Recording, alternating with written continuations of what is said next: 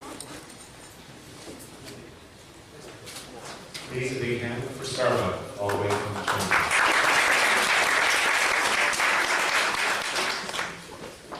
Yes, hello everyone.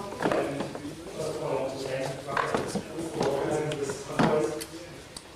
After all this software-related talks, my talk will deal with hardware security, and it's called Making Fingerprint Recognition Systems.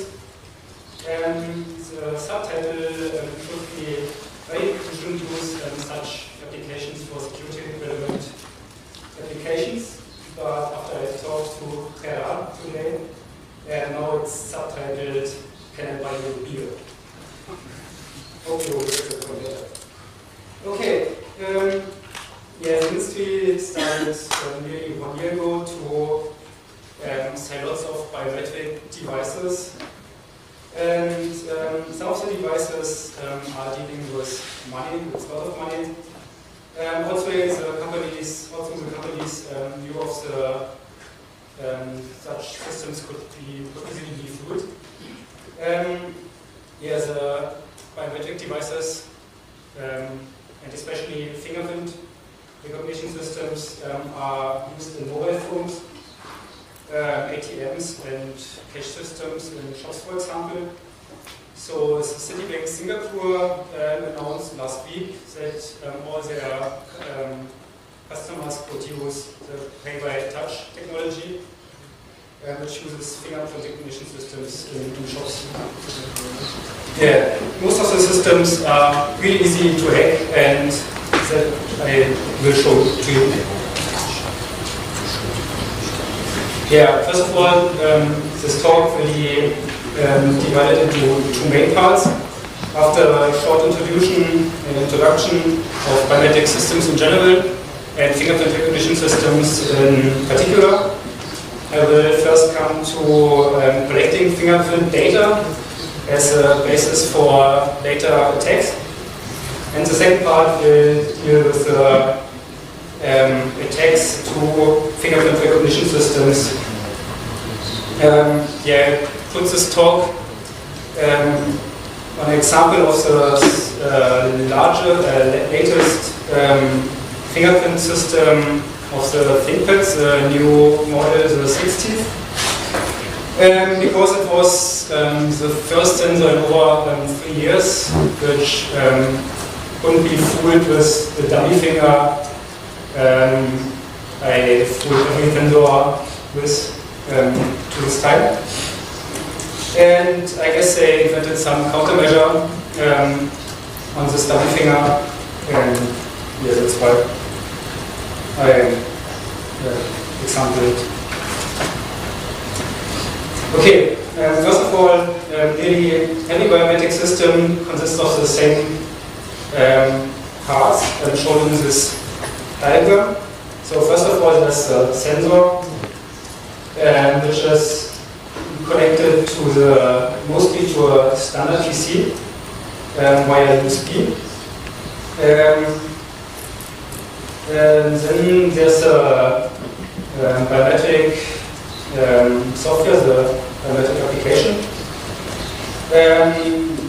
This consists of first the pre-processing, so the raw biometric data will be filtered, noise will be filtered out, and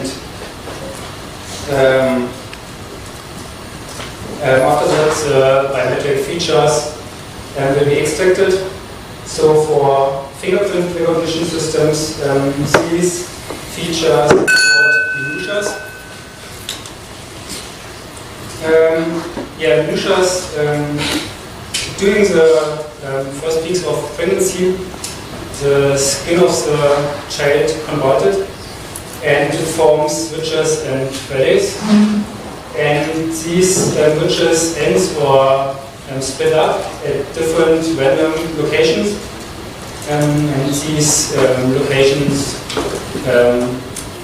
could be easily processed by a computer.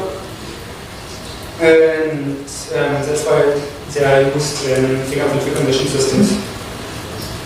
If you first time enrolled to a system, your fingerprint are taken, and this extraction will be done, and these minutiae or templates are stored in the database. And for later verification, the live scan taken by the sensor are checked against the pictures in the database or the templates. And if they are familiar enough, then your access will be granted. So all parts shown in this diagram are possible point of attacks. So first of all, you can attack the data on the whole way from the sensor to the database. So whether communication data or the reference data or templates stored in the database.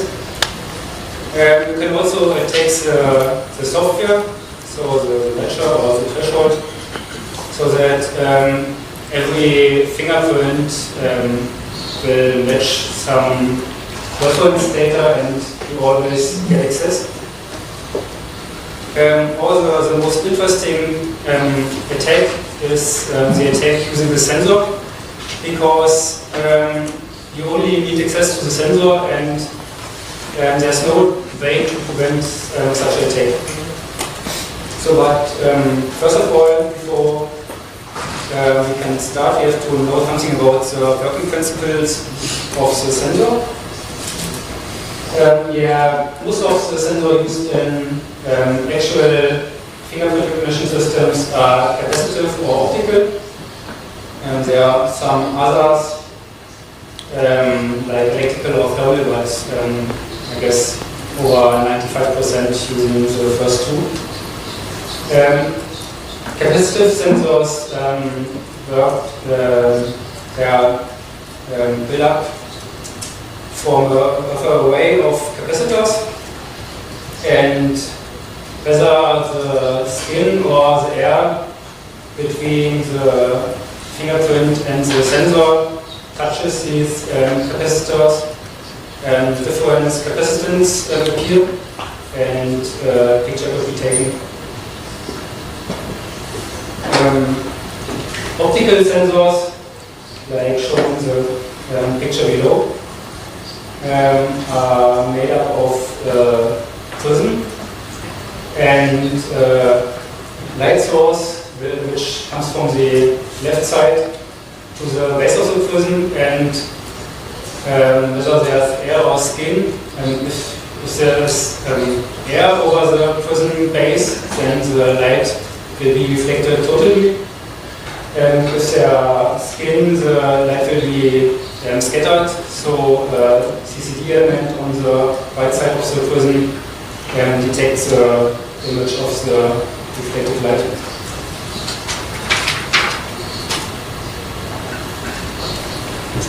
Okay, before starting React, you have to collect the data.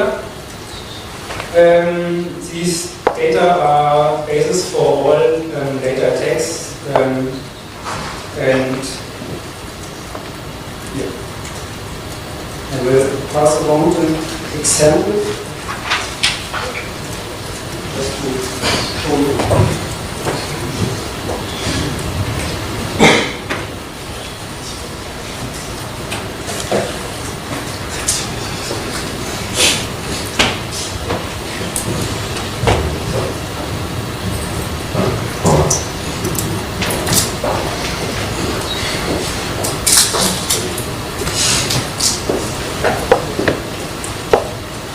Okay.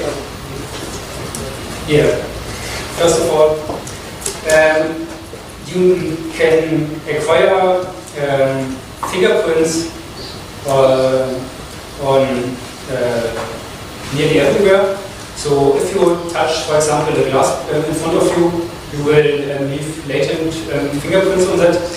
These fingerprints consist of amino and fatty acids, and they could be visualized in different ways. So the easiest way is to use colored or magnetic powder. So you need a brush and brush this powder over the fingerprints and secure them with adhesive tape. You can use different colors for different powder colors for different background colors to get a highest contrast. Problem with brushing powder over fingerprints over the latent prints is that you possibly could damage the prints with this brush. So contactless techniques are more preferred. One contactless technique uses cyanoacrylate. It's a main component of super glue, and it works like that. You put some drop of super glue into a cap of a bottle and hold it to the fingerprint, and the vapor of the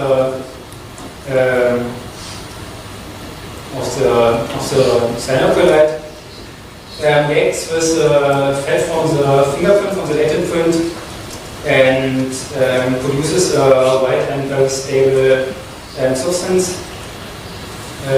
which could be digitalized by photograph or something like this.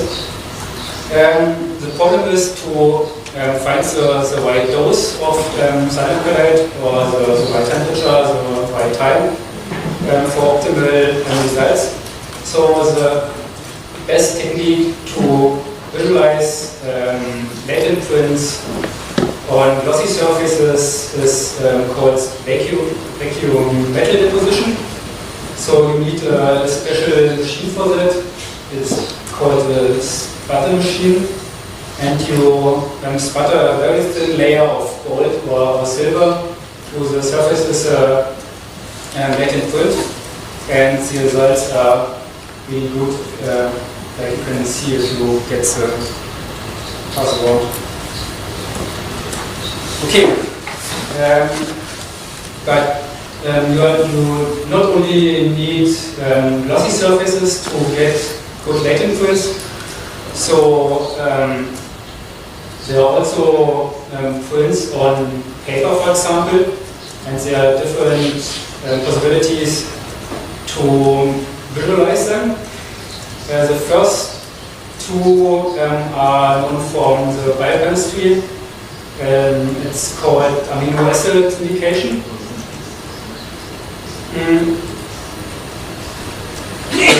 The upper picture is taken from a fingerprint on a paper with weight 9 hydrogen. It's substance solved in isopropandiol and then sprayed to the paper, and also get results. What you also can do is or use is thermal decomposition of the grease in the latent fingerprints. So just put the paper into an oven for 15 minutes at around 200 degrees Celsius, and the fat decomposes, and it turns black, and you can take it.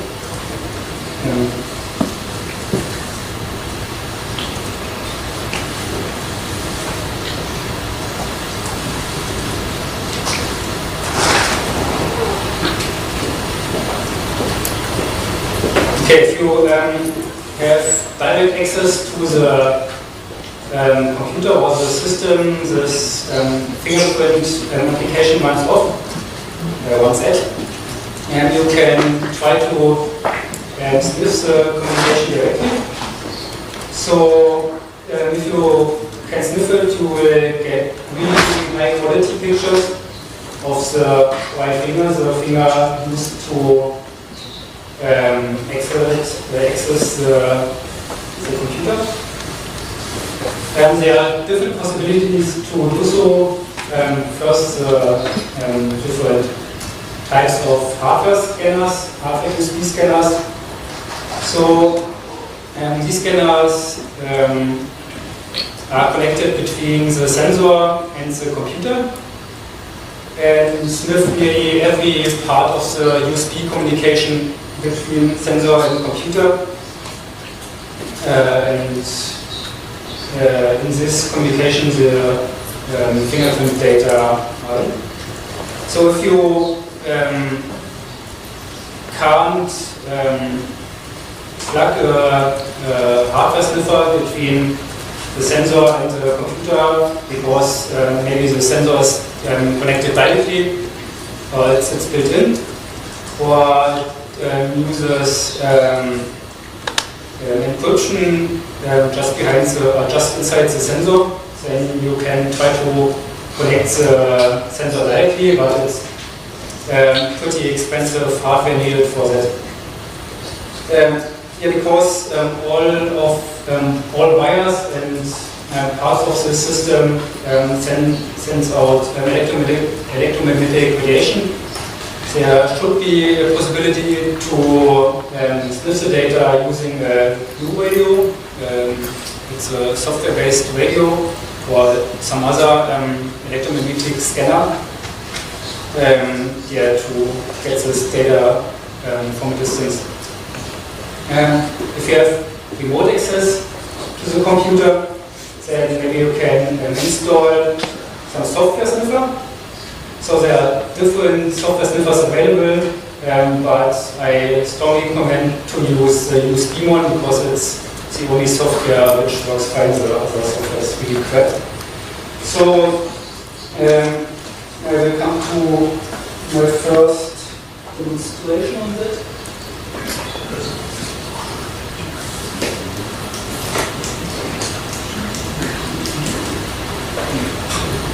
Okay, that's USB one, and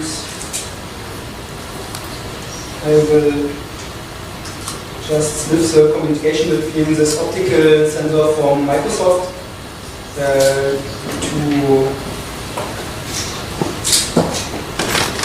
the computer. Just press it down. Okay. So what you can see is initializing USB connection, and after a short while large packages of data appear, and these data normally are made up of, normally consists the biometrics, the fingerprint pictures.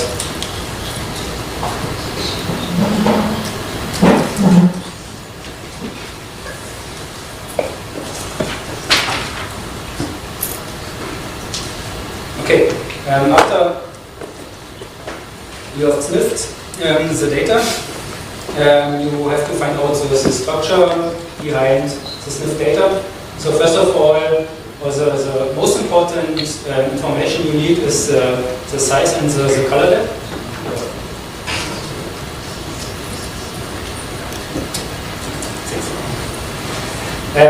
The size and the color depth. So you can try to find them out by collecting as much public information as available.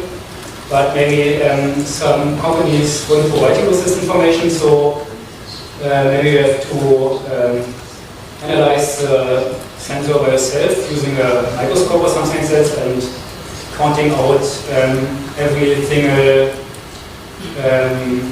capacitor on the chip. Then you have to figure out whether the data transferred from the sensor to the computer are raw data or still templates. So some sensors do the template extraction by itself and not on the computer.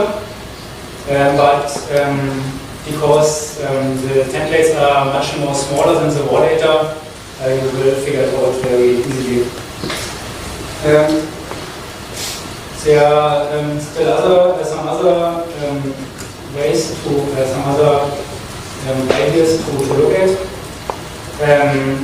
For example, if the data is encrypted or not, you can find out by easy statistic analysis. But most of the data aren't encrypted, and the data is lived with the sniffer looking like this. But there are still some headers in it, and after removing such headers, the resulting pictures are like this over there. And these pictures could be used as a good basis for later dummy fingers.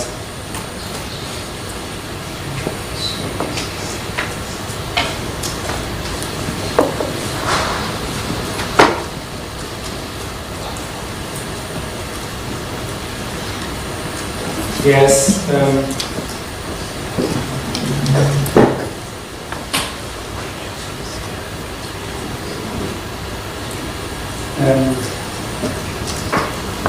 Here's the output from the Fingerprint sensor. I tried to figure out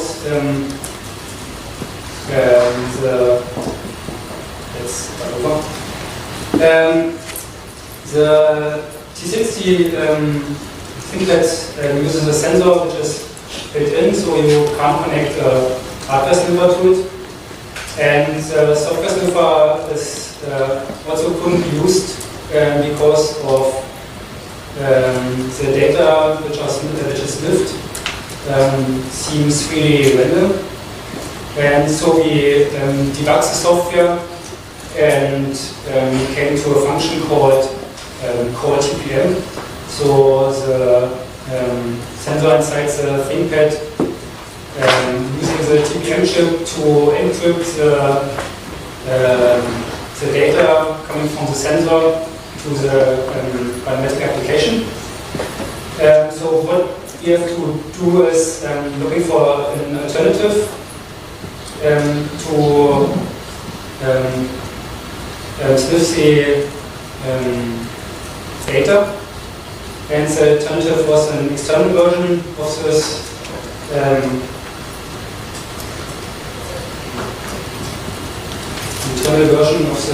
built-in sensor that's connected directly to the USB port and did not use the TPM. So you could easily sniff the traffic between the sensor and the computer. And with the optical feedback you get, you can have found a material with a good contrast for building later dummy fingers.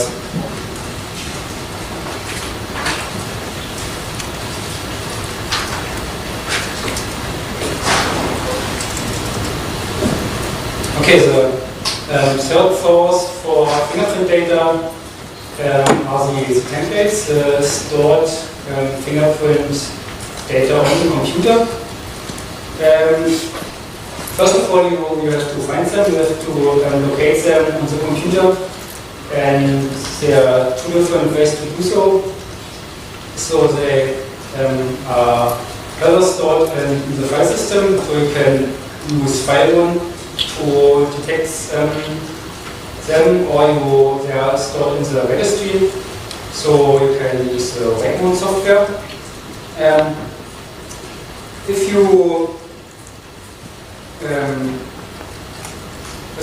find the source, then you have to analyze the data.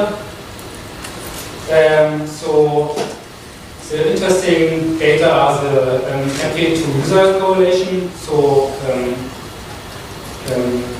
which fingerprint belongs to which user, and which algorithm is used to extract the minutiae out of the image. and are there some checksums or something like this. And if you could manage it, then maybe you are able to recreate a dummy finger out of this information. Again, for the ThinkPad sensor, the information, the minutia points, templates are stored in the registry. You can find it out by using Wacom and encoding the finger, and then Wacom will point you to the registry entry, HKey local machine software virtual token passport 2.0. And there are two different types of templates. The first one is a local passport user and the username, and these are the templates for the specific users. And there's another template stored in local passport bio, which contains templates of all users who already logged into the system. For the second template, which is stored in local passport bio, I newly discovered the structure, and this point here is the registry entry, so it's the user T40, and over here it's local passport bio. And if you have a closer look at the data stored there,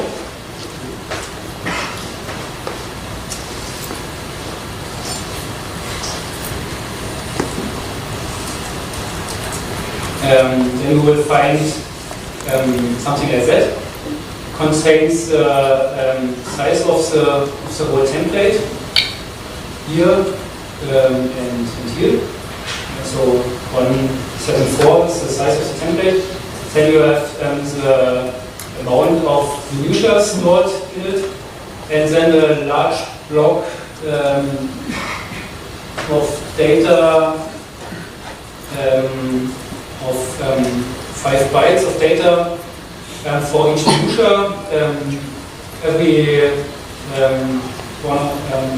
Everything ends with FF. And in the first 4 bytes, the location of the minutia, so X and Y, is stored, and the angle of the minutia, and the type of the minutia, so whether it's ending or bifurcation. I made a fingerprint, a dummy finger out of this information, and tried to use this with the sensor, but couldn't fool this right now. I don't really know what the problem is, but I guess I will figure it out really soon.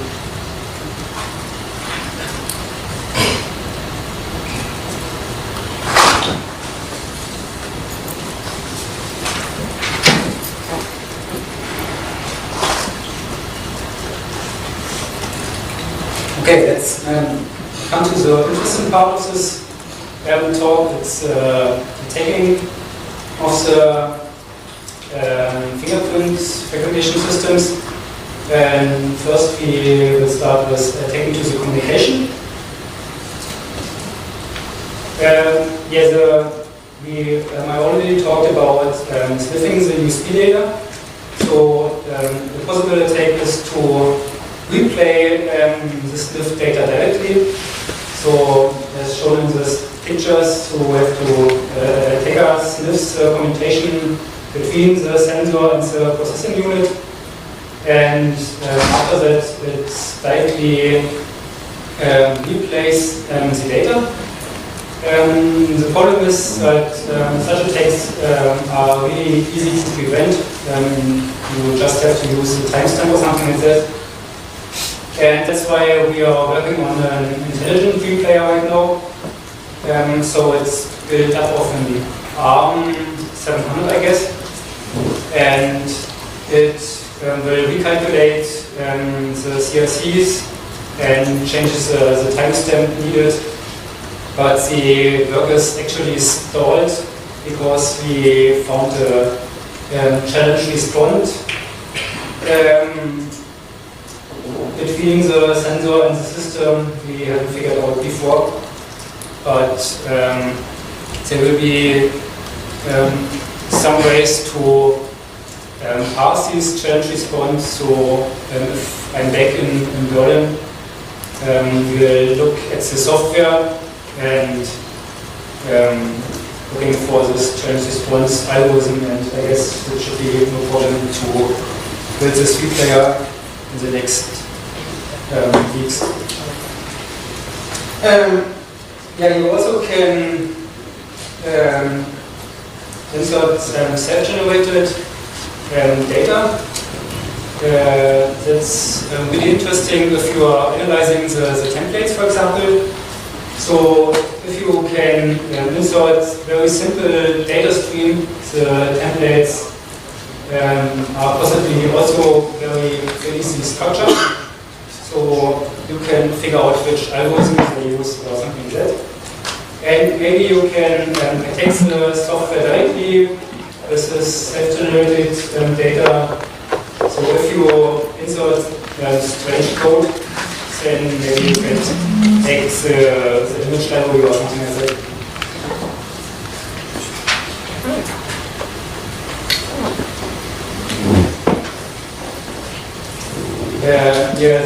Another one of the things is the template data. So you can whether replace the whole template or change just part of it. Depending on whether you will want to get access to a system or you don't want to be identified by a system, you can just add or delete the template. The problem is that adding or deleting are really easy to be recognized by the system administrator or by people using this system every day. So if someone wants to log in and couldn't find this template or a template, then she or he won't be recognized anymore. So the solution for that is to try to make a template which matches two people at the same time. So it can't be recognized because the system behaves normally, and the original user and the hacker can log into the system. You also can change the template to person correlation. So if you change the template of a person you don't like and insert a fingerprint, for example, of a suspected terrorist, and this person crosses the border the next time, then the system will do alarm, and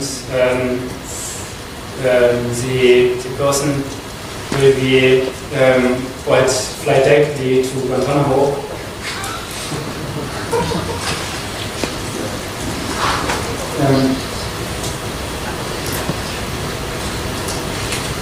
You also can try to attack the software using manipulated templates. So if you change only one bit in the template, for example, of the fingerprint, of the secret fingerprint software, the whole system crashes and you have to enroll all users again. The problem is that you normally need root access or administrator access to change the data in the registry.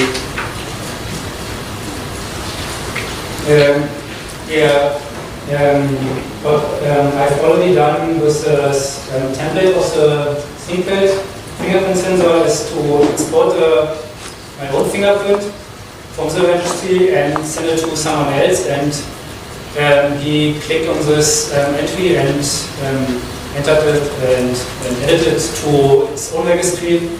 So I was able to get access to this computer with it. So maybe you can think about or think of a biometric form. So sending out email with your own biometric template, and with people clicking on the attachment, the template added to the registry, and you may have access to doors or buildings.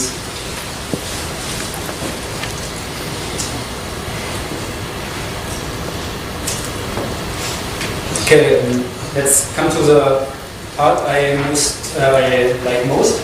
The attacks using the sensor, and there are different possibilities to attack such sensors. So, first of all, as I already mentioned, you left latent fingerprints on all glossy surfaces, so you also left it on the fingerprint sensor likely. To reactivate such latent prints, you have to enhance or you have to increase the capacity or the contrast depending on whether it's a capacitive sensor or an optical one. You can increase the capacitance simply by adding some humidity.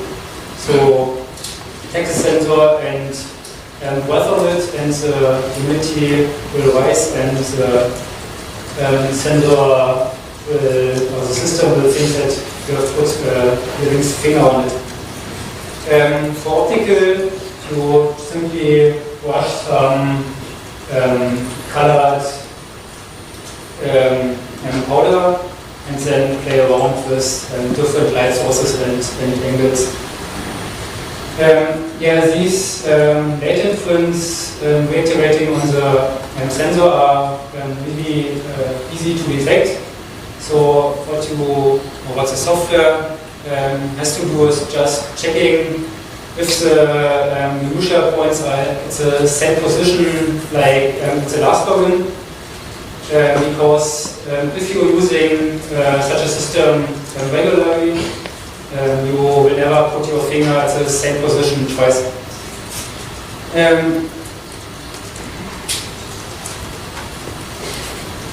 But you can bypass this countermeasure really easily by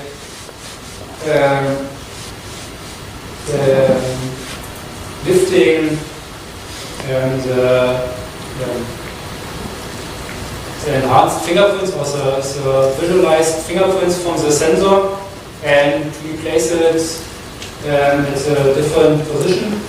So if you have such a capacitive sensor and used graphite powder, then you take a adhesive tape, lift the graphite and replace the tape nearby.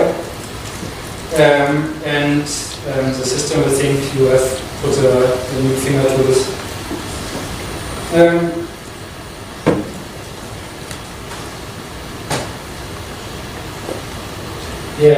PACSEC won't work on sleeping sensors like this one, so you can sweep your finger for a sensor. And that's why you have to make a dummy finger. And some example of it. So the thing on the upper side is dummy finger made of wood glue.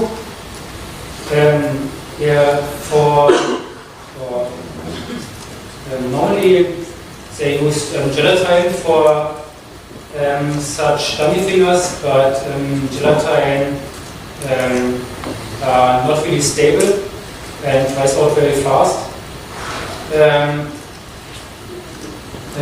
So you have to look for other materials.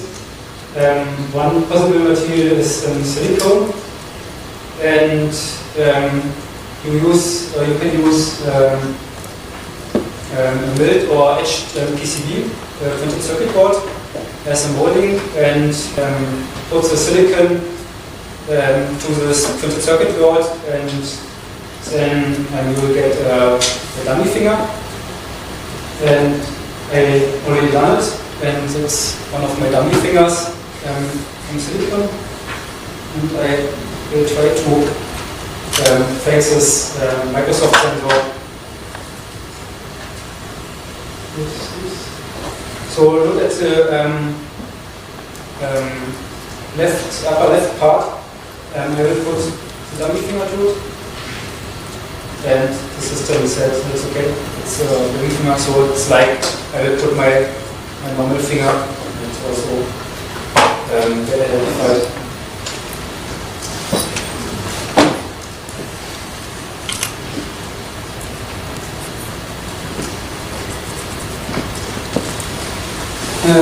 The problem is that this silicon won't work on capacitive sensors, so another material is needed, and it turns out that wood glue is a very good material for fooling capacitive sensors,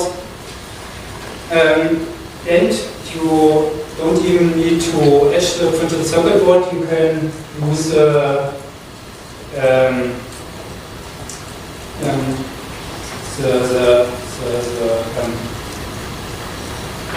laser foil directly as a molding.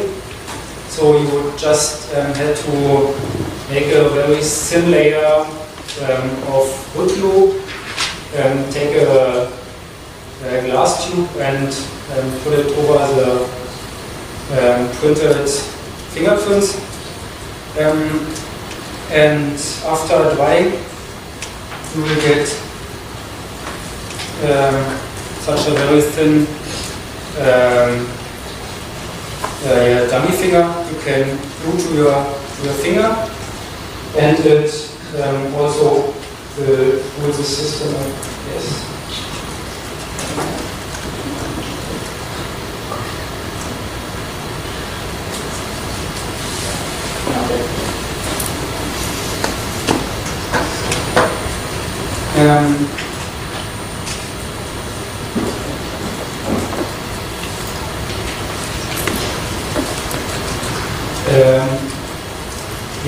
For the electrical sensors, like this one from Authentic, for example,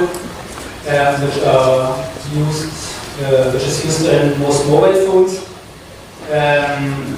these simple wood glue won't work, so you have to enhance this wood glue with graphite spray. And this graphite increases capacitance of the fingerprint, of the dummy finger, and you can pull the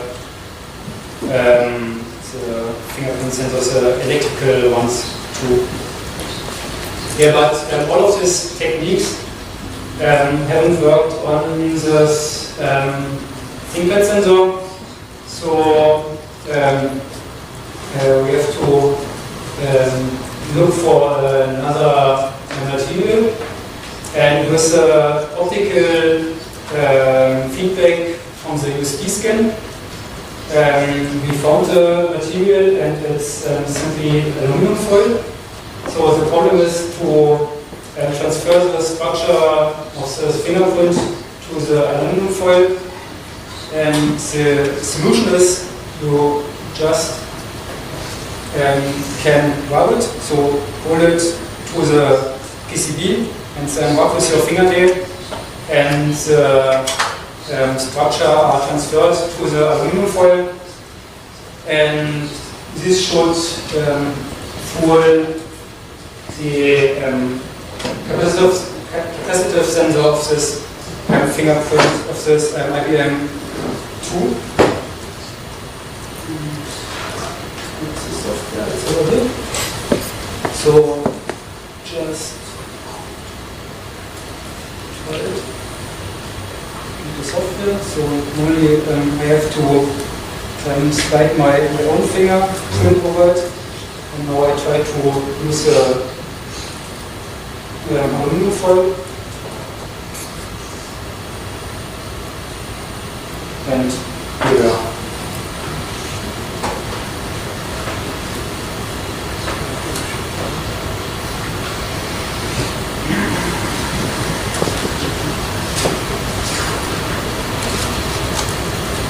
Yeah, it's not really perfect, and I'm still looking for better material to make more invisible fingerprint, dummy fingers out of this.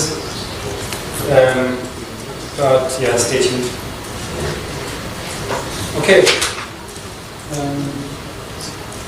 The companies became aware of how easy it is to fix their systems, so they try to include some live checks, and there are different possibilities to do so. So first of all, you can measure the pulse by, for example,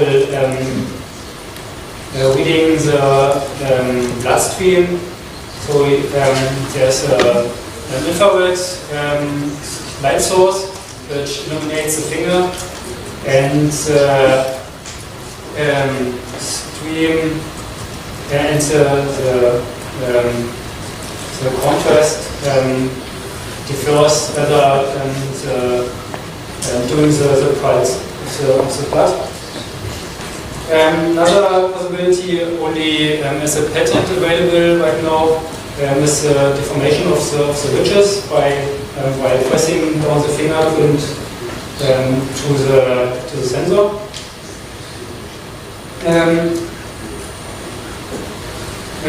Also, you can also measure the properties of the skin, for example, the electrical or the thermal conductivity.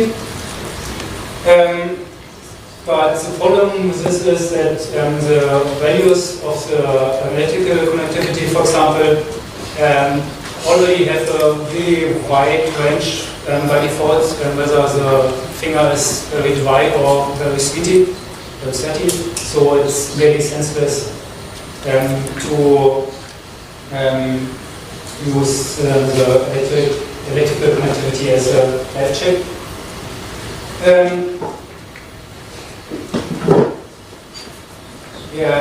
Another possibility is to measure the absorption of the blood.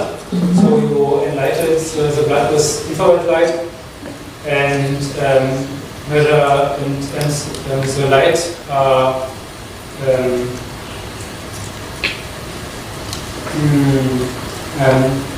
different wavelengths or a specific wavelength from the are absorbed by the blood. So if there's blood over the sensor will notice it. But if you use such very thin dummy fingers, the sensor will see the blood through this dummy fingers, and also the left cheek won't. So you will pass the left check.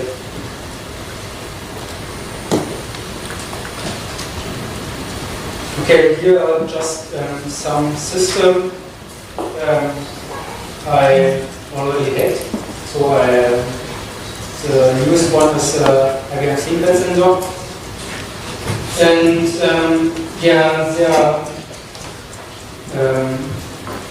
lots of sensors using in security relevant applications. For example, the thermal sensor is used as the border control system in nearly every state right now. So you can simply take this dummy finger, attach it to your fingerprint, and then cross the border with the identity of someone else. Okay, let's come to the conclusion of this whole talk. First of all, latent prints are left on nearly every surface, not only on the glossy one, so also on paper, for example. These prints are really easy to collect, and you could make dummy fingers out of this collected fingerprints, which could be fooled nearly every sensor I was in touch with. And you also can use, the dummy fingers are can made up with homemade materials, so you only need some hours and amount of really low amount of money to make such fingerprints, such dummy fingers. And you also will need a password, a fallback password, so you can't increase the security with fingerprint sensors. So that's why don't use such systems for security relevant applications. Yeah, thanks.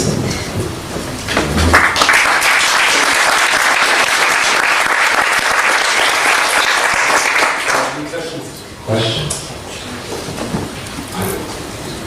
I have one too. You go first. I'm just wondering if you will do any other sound biometric system than conference. I also have tested other systems like iris recognition or face recognition, but that was not topic of this talk today. But maybe you can talk about that. Anybody else?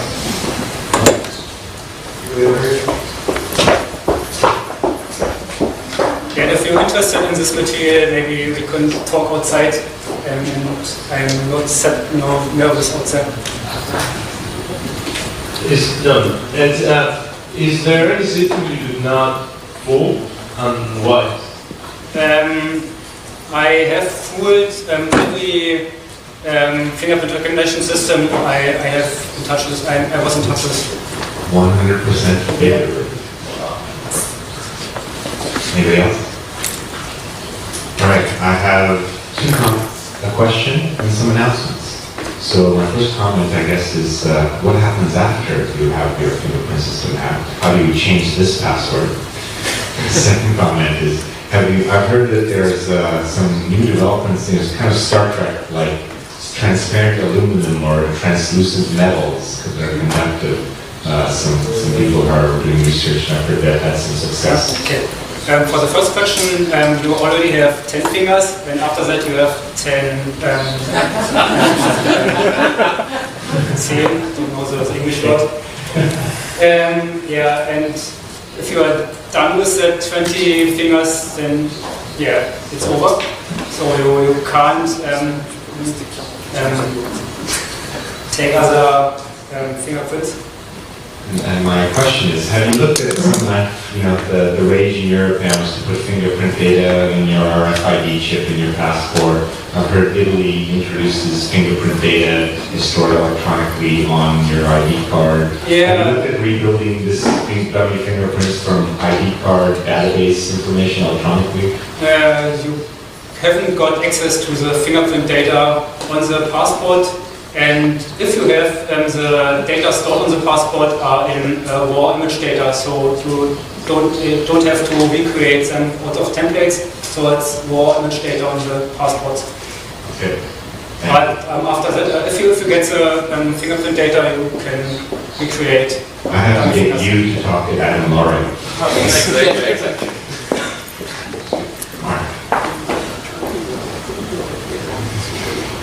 And that was amazing talk. Thank you very much.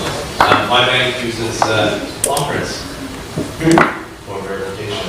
And do you find there cause for concern with that? I'm just curious if there's using Fingerprints is many more times more difficult to actually fool. You mean fingerprints? No, palm. Palm. Right over the standard. I guess it shouldn't be a problem. So you have a much greater surface, and it's maybe harder to collect this data from a glass or something like that. But if you can get print out or image of the palm, then you can recreate it with a same technique. and the shipping of product. If you've been able to hack into every system, why are governments and banks and companies using fingerprinting for authentication? Yes, that's the question. And one of the things, I noticed a lot of high resolution images of, I assume it's your fingerprints. Yeah, it's mine. So you don't have any concern of anyone lifting your hand It would be quite interesting if someone will do it, and maybe we can start to publish it and said, oh, it's a case where someone has stolen a fingerprint and buy something under my name. So I used this in 2 stores in Germany, my fingerprint, so I made a dummy thing out of my fingerprints and go to the store and buy something. So some people know where the stores are, and they are able to buy stuff at the store under my name. So it's possible. By making his fingerprint public, he can then claim he didn't do it. By making this fingerprint public, he gets deniability. Yeah, you can get really rich with that. So if you are at holidays and have an alibi, and someone else get to the store and buys in your name, and you can say it couldn't be me because I was in Japan. So Any last call for questions? Any other questions? One more big hand. This was a fascinating presentation.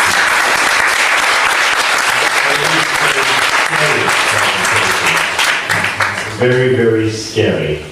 Some announcements. First of all, I was kind of confused, so somewhere I left some printouts for the translators that they need for tonight. So they're